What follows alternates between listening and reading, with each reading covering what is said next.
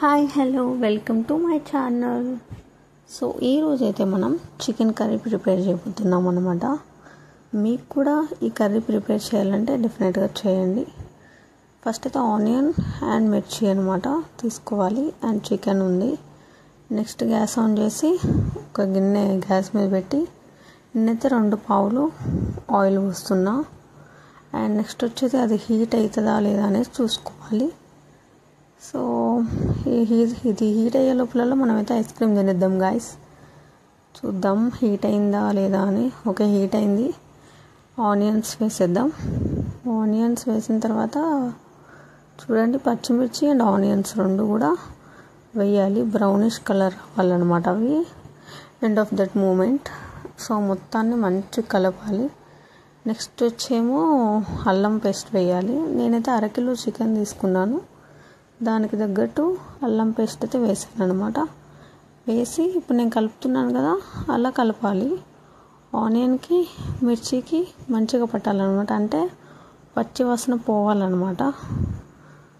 కలుపుతూనే ఉండాలి. చూసారా కొంచెం బ్రౌనిష్ కలర్లో వస్తుంది. అండ్ నెక్స్ట్ వచ్చేసి మనం చికెన్ ఉంది కదా, ఆ చికెన్ కూడా గిన్నెలో వేసేద్దాం. సో గిన్నెలో వేసిన తర్వాత ఆనియన్ మిర్చి నెక్స్ట్ అల్లం పేస్ట్ ఇవన్నీ కూడా కలిసేటట్టు మొత్తం కలుపుకోవాలన్నమాట. చికెన్కి అయితే చూడండి ఆల్మోస్ట్ పట్టింది. అండ్ ముక్క చూడండి. అండ్ నెక్స్ట్ వచ్చేసి చూడండి మీకైతే చూపిస్తాను ఇలా కలుపుకోవాలని.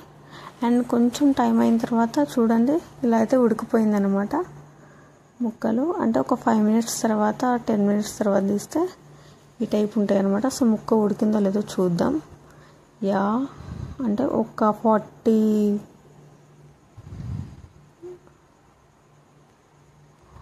నెక్స్ట్ వచ్చేసి కొంచెం సాల్ట్ వేయాలి.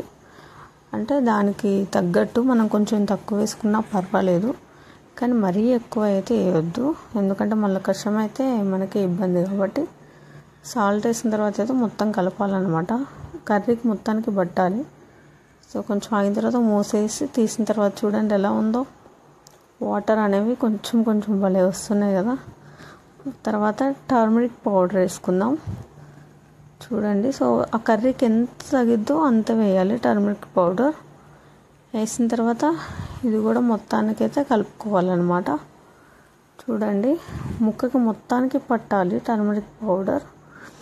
కొంతమంది ఏంటంటే ఎక్కువ వేసేస్తారు. ఎక్కువ వేయద్దు, మరీ ఎక్కువ వేయద్దు, మరీ తక్కువ వేయద్దు, దానికి తగ్గట్టు వేయాలి.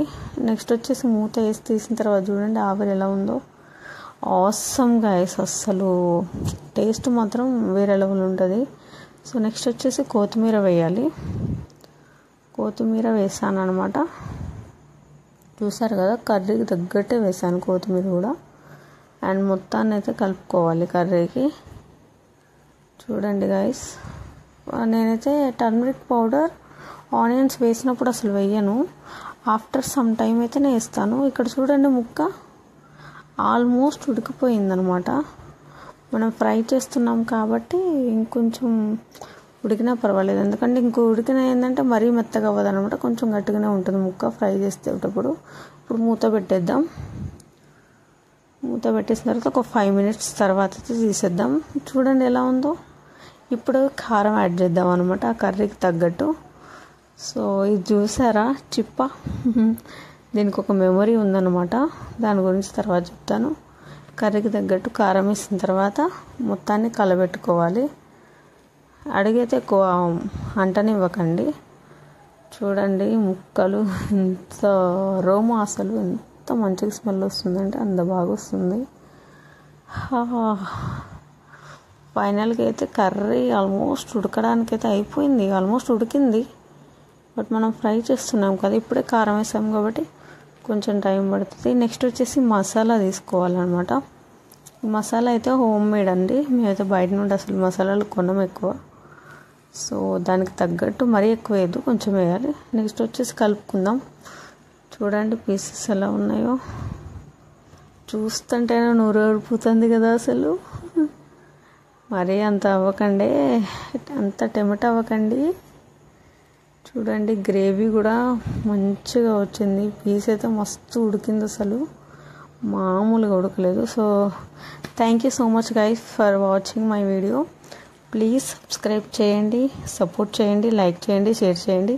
Thank you. సబ్స్క్రైబ్ చేయండి ఖచ్చితంగా.